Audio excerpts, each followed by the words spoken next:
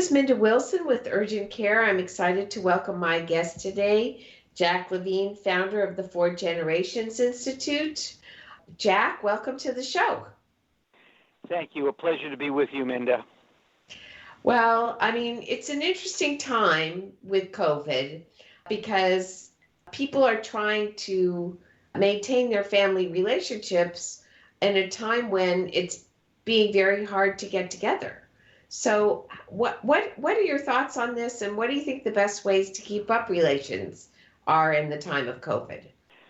Well, this is very personal for me and my wife, Charlotte, because we have a granddaughter who's 2.5 years old, and she lives in California, and we live in Florida. So we are example number one of our great concern about the distance and the lack of ability to hug her and kiss her and be very personal with her face to face. We, of course, are taking advantage of every technical opportunity we can with FaceTime and Zoom, but obviously it's not enough, and we're just one of tens of millions of grandparents around the country who are feeling more separate. We're fortunate to have technology, but some don't even have that capacity.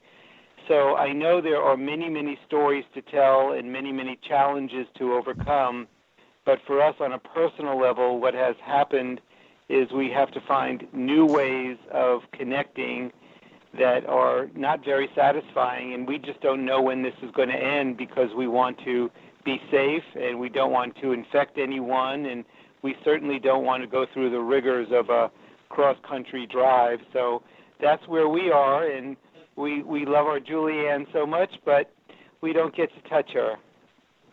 So, what are some of the things that you've connected on Zoom? So, do you set up a regular schedule so you get to talk to her? Are you homework helpers so that you're connected with her through schools? Through school? What are some of the things that you've sort of undertaken to sort of build a relationship with her? Well, I won't say it's a regular schedule, but at least once or twice a week we are in touch via FaceTime and occasionally Zoom. Those are two devices that work very, very well for us. Of course, we have to watch the clock because it's a 3-hour time difference between Pacific time and Eastern time. She's not old enough to be in school, but we do engage her on our best for full conversation. We ask her about her favorite new book, and sometimes she grabs it and tries to read part of it. She loves to cook and help our son, who is kind of the chief chef these days, and she talks about the ingredients. She loves making banana nut pancakes, which is banana nut pancakes. And, we're delighted. And, gosh, there are so many struggles out there. I mean, when you add it up between our health professionals and our service workers and our transportation workers, I mean, this is a time of tremendous high stress. And we do our best, and as an advocate, I do my best to be the most positive guy in the room because, negativity is contagious. And I know there are problems, but I think we also have to look at opportunities.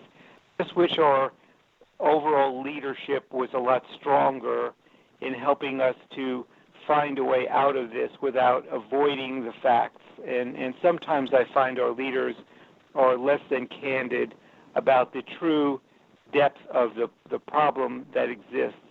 And not to mention any names necessarily, because there are a lot of levels to leadership. But, I think we need to be very, very honest with the problem, and that'll help us get to solutions. Every family has to make decisions about their own safety, but our leaders have to make decisions which are in the public good.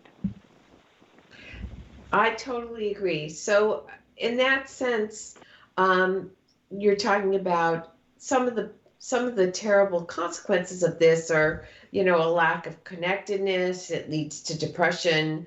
Do you have any thoughts about how people can sort of better cope with the isolation that COVID is sort of? Yes, well, I'm relying on my network members. I have a fairly extensive network through my four generations work, and because I communicate with them on about a twice a monthly basis through email and phone calls, I'm getting coached by them as to what they recommend. So I'm kind of the conveyor of their messages. Number one is to be personally healthy. I think we have a tendency, if we don't have to, be at a place at a certain time because of limited transportation, I think we might get a little bit sloppy about, how we, not only how we look, but, how we take care of ourselves. I think regular exercise is very important. It's actually very fruitful to have a garden if you have room for that, even a patio or backyard garden.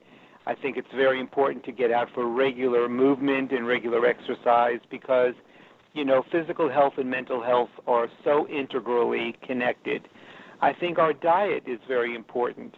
Again, not to be too preachy, but, when we're home so much, that refrigerator is like a frequent stopover. And I think we have to be careful of what we consume, how much we consume, and again, measure our amounts, our portions, not to have that second and third helping if we're not hungry anymore. The other thing that is important, I think, for our overall well-being is to be helpful to others. There's science out there that says when we help others, whether through some volunteer work in helping to staff a food bank or to check in on elder neighbors who may need some help with their own grass cutting or yard work or some, light maintenance, it really is very fulfilling. So it's this mutuality that I think we have to get to at a more frequent and almost habitual level. And I like to send signals to our young people to be examples to them. Again, young people sometimes are too sedentary. They're too screen-oriented.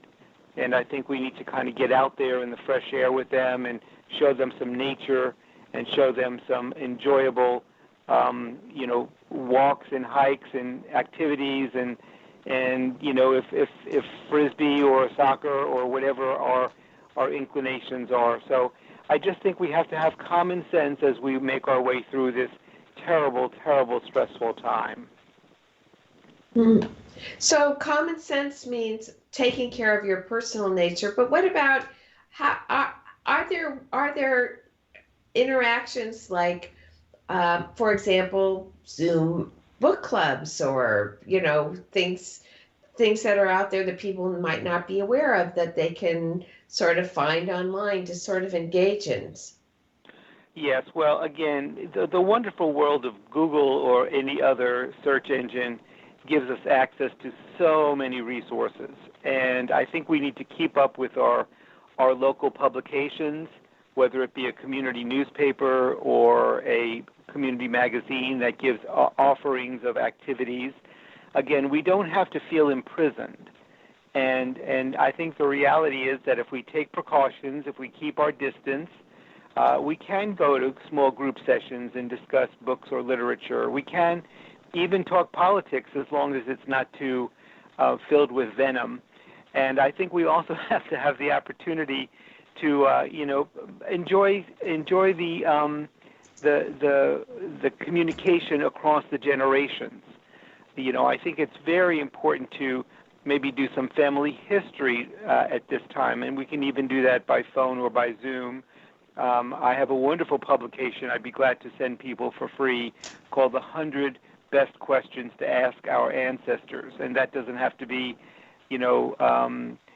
people who are proximate to us.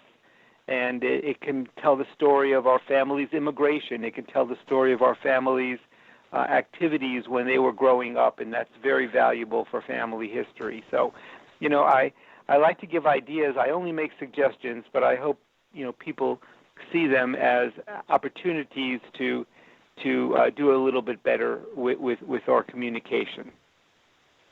And there are ways you can connect. For those people that aren't necessarily technically savvy, there's support for those kind of people to help get connected. Is that right?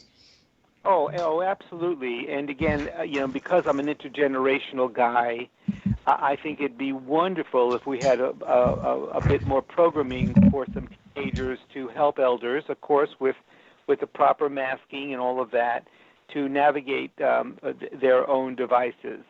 I know Mm-hmm. I have this delightful 75-year-old first cousin who is pretty new to computers. It's just been a couple of years for her, and yet she's enjoying it tremendously. She is finding some of her high school buddies, from 30, 40, 50, 60 years ago, and she smiles greatly. And I'm reminded about something else that she did. About 2 years ago, she decided, because she lives alone, to get a rescue animal, a cute little dog, and that has really changed her life for the better, because he is not only a companion, but it gives her a regularity of caretaking and walking and really moving that. So I think now is the best time to consider sharing our residence with a pet. Yeah, so I understand that it's the 30th anniversary of the Americans with Disabilities Act. So, I mean, that's made a big difference in the life of families as well. So, how do you see, I mean, so what's yours? So, talk to us about the timeline and how it's impacted the lives of families. Well, it is a beautiful, beautiful thing when we have an ability to help folks who have challenges. And I speak personally about this because my father was a blind man. Now, he wasn't blind his whole life. He turned blind in his early 50s, but I actually came along when he was 60, which proves that vision is not necessary for all bodily functions. Mm-hmm. I hope people take that little joke positively. So I grew up helping my father. I was his reader. I was his leader. My right arm, helped him navigate. He had a cane, but still, he needed companionship sometimes in unfamiliar places. And in those days, back in the 1950s and 60s, I would say that folks with certain disabilities had to make do. We didn't have curbs that were friendly to people who had wheelchair utilization. We didn't have the proper educational opportunities for certain people with certain kinds of physical or even emotional disabilities. And, it took a civil rights movement, not unlike other civil rights movements, to say we have to judge fairness by what we afford not only those who are in the mainstream, so-called normal, which I think is a weird word about it, but without certain challenges. And there's another piece of this, which is it's a way of honoring our veterans. We have many, many who fought the battles, who came back with disabilities. And these, again, are a combination of forces that need to have people back to some level of productivity, not only for self-esteem, but for the economy and for their families. So there are many, many causes of disabling conditions. Some are by birth, some are by preventable accidents that happen, unfortunately, in automobiles and household tragedies. But we also have our dear and hopefully respected veterans.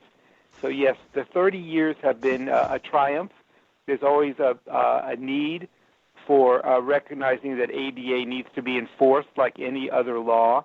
But more and more of our businesses and our government agencies and our facilities are becoming more and more disabled friendly. And Do you I think think that's a cause. do you think it's changed the perception of people with disabilities? Oh, without a doubt. I mean, the idea of people only having this kind of pity-like communication, or like when we would go to a restaurant with my father, sometimes the server would talk real loud, realizing that my father was blind. And he always said this with a smile on his face, and he says, "I can't see you, but I can hear you very well, my dear." And it's just that whole question of learning how they, quote, they are people too, with all the same kind of emotions and sensitivities and intellectual abilities. So we've come a long way, and I'm smiling broadly about this because you're bringing back some memories about how it was to be a child with a blind father, and realizing the respect that he deserved.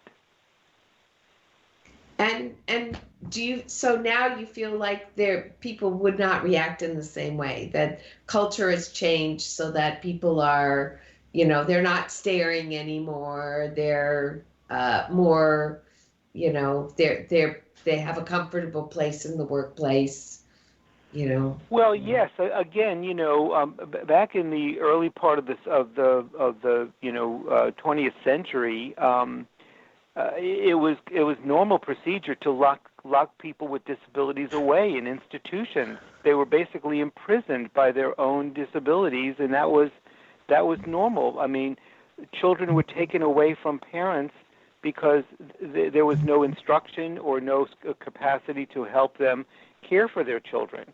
I mean, we think about that as kind of a Middle Ages kind of approach, but it wasn't.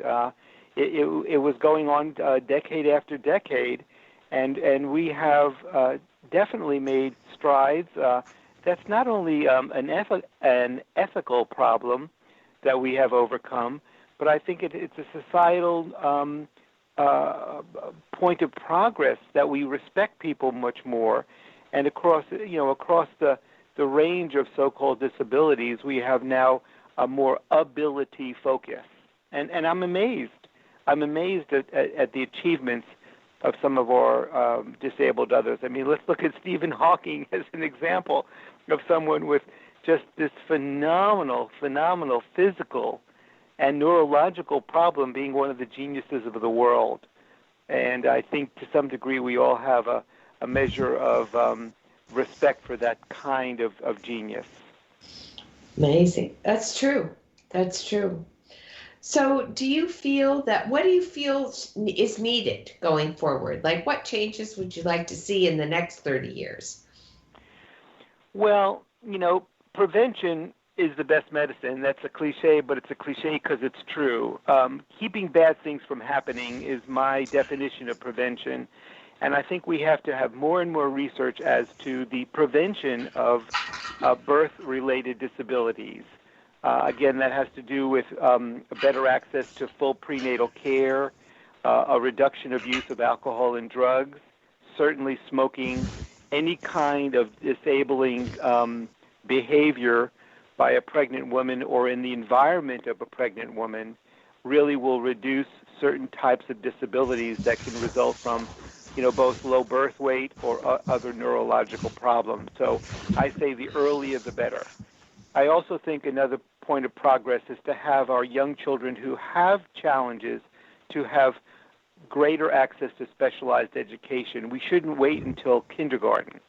We now have devices and techniques and teaching abilities for children who are 1, 2, and 3 years old to learn a great deal about the maneuvering of devices and the ability to learn, even though they have physical or visual or auditory challenges. So, I mean, we've made progress in research, and I think, my byword for all of that is the sooner the better, the earlier the better. When it comes to kids, it's not whether we pay, it's when. And earlier investments pay great dividends.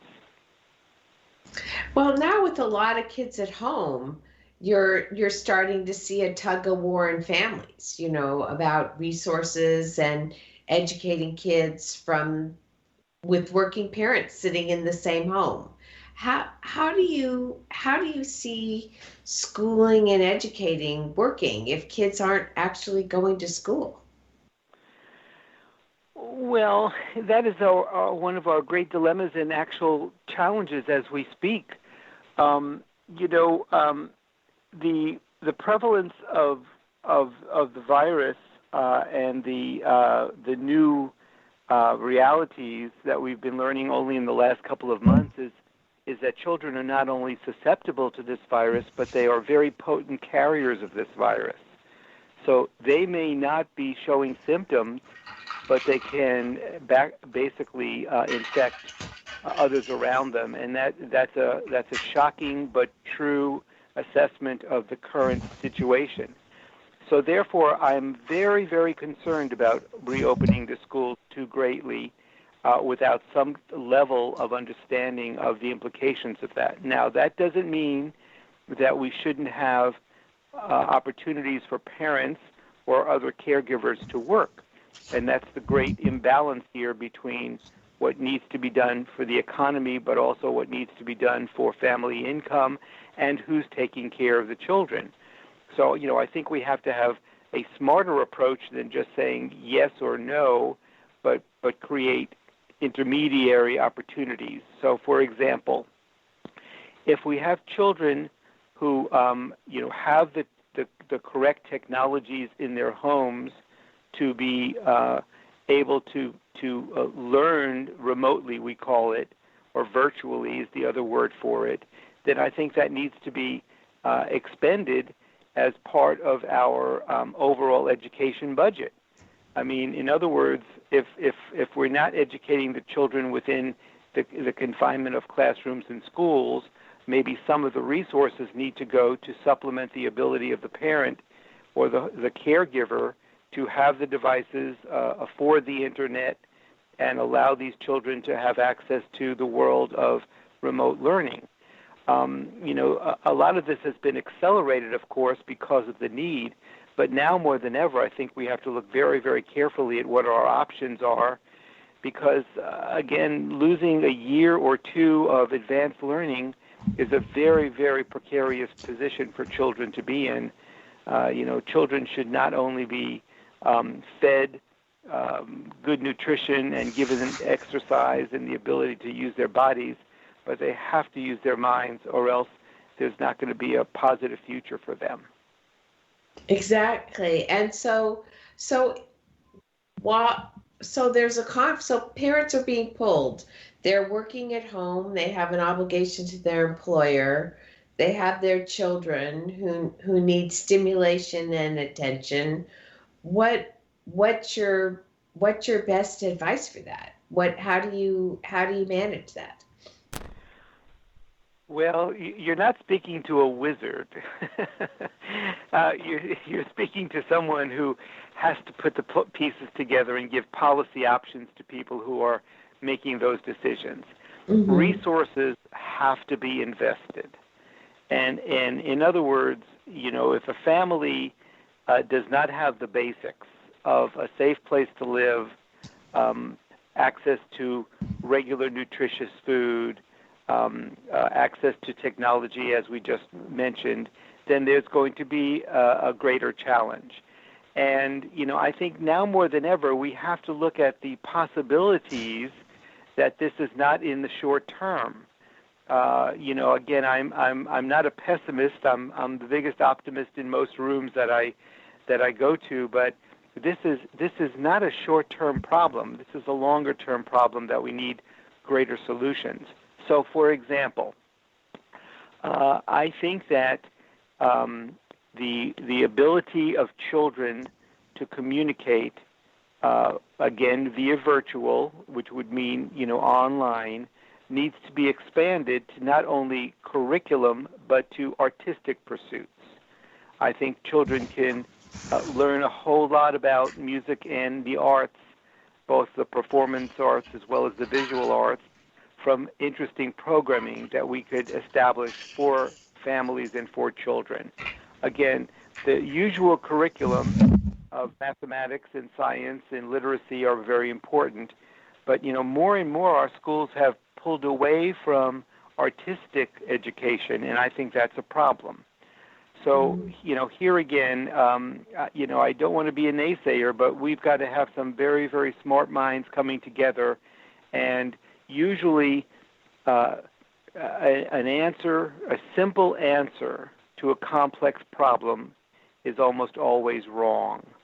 And what I mean is complicated problems require a multiplicity of smart solutions. A lot has to do with resources. A lot has to do with our ability to afford quality. And we have to make that decision. Makes sense to me. So in terms of policy, we need to figure out how to, I mean, think of the life of a 6-year-old kid or a 7-year-old kid. At that point in their life, typically they would be in school, they would be running around a playground, they would be learning how to read, they'd be drawing, doing some art projects, they'd get at least one really good meal at school, even if the situation at home was not so good, and school would provide a stable place where they could go and be for most of their day. So now we're saying that that place is closed. So you now have no place to go. You now have you now, unless something happens, don't have the ability to be connected with your friends. You don't have the ability to run around. We aren't going to provide you the education unless you have access to technology. So essentially we're creating a situation where kids in that position are in danger of really being injured by something that's being done to try to protect their health and the health of their families. So I think we have to provide a substitute, as you pointed out, for the loss of those very important essential parts of their lives. And that's what you're saying, correct? Yes, I'm saying that in this environment, we have to look medically at every opportunity to stem the tide of this horrible international, but there's something about the United States that has created, we are, unfortunately, number one in the proliferation of this virus. The deaths are mounting. We have to get about the business of, reducing the risk, go full-fledged into the vaccine that everyone is so craving for. So, we can't take our eyes off of those essential medical services. But at the same time, and I'm going to get a bit controversial here, there may be some expenditures of public monies these days that may have to be put on hold. I would give an example of, I'm not so sure about Mars exploration at this point. Yes, Mm-hmm. it's a scientific interest. I know that there are many people who are economically and intellectually fascinated by what is or is not on Mars. But, I think we need to look down the street and realize that a child who does not have proper supervision is really not benefiting from, a Mars exploration. Mm-hmm. So, I mean, if we could afford both, let's have it. But I think we have to prioritize that. And, I'll just give, one other example is, I think we have to be very, very cautious about, how we spend our money on certain kinds of, mass entertainment. I mean, again, I know people, absolutely love the fantastic production of these wonderful, superhero movies and everything that goes into creating this wonder and awe. But you know what? There are lots of children who need real superheroes in their lives, not just fake ones on the screen. And, maybe the $45 million production that goes into certain of our entertainment features needs to go into some much more concrete and usable products for our children. Now, again, I preface that by saying I know that's controversial, it's debatable, but I think priorities are important, and we have to figure out, who we want to be and what we want to invest in, especially in the short term. I couldn't agree with you more. I mean, it's all priorities and it's all making wise choices, and that's one of the things we need to teach ourselves and understand in society. So people want to reach out to you and and find out more about your organization. What is the best way for them to do that? Okay, well, I do send a regular message about twice a month, and the best way actually to reach me is seems old-fashioned, but it's good old email. It's a very easy email address. It comes right to me. It's my first name, Jack, Jack, at 4, that's number 4, Gen, BEN.org, Jack at 4gen.org. All I need is name and location and email, and I'll get them into my network. The reason geography is important is because frequently I learn about opportunities that are much more localized that I could pass on to my network members. So my directory is name, email, and geography, and that's very important. I'm affiliated with Grand Magazine, which is grandmagazine.com. I do a regular blog for that publication. It is targeted for grandparents, but it's really for every generation because I call it for grandparents and people who love them. And I know your radio network has a dimension of activity with Grand Magazine. And the other way to get in touch with me, frankly, is, I can schedule, phone calls or Zoom sessions on teaching advocacy and teaching the value of prevention, because at this point, I'm very, very excited about making new friends and keeping the ones I've already maintained over the decades. And I had one more question. What about, in terms of opportunities for senior, what about Corp 2020? Well, Corp 2020 is really an intergenerational initiative. We have National Community Service, which is AmeriCorps, Senior Corps, foster grandparents, as well as what we call VISTA. These are programs that have been built up over the decades, and there's a very important piece of legislation, very bipartisan, that's going to be debated over the next few months, which would expand the resources for bringing more people into community service. So they're really not technically volunteers because there is a stipend. And again, I can speak personally about this because our younger son, Josh, invested 2 years in AmeriCorps service. And he blossomed during that. This was after his college degree was already completed. Learned a tremendous amount about public health, a tremendous amount about nutrition, and that was really his path to his career, which is in public health.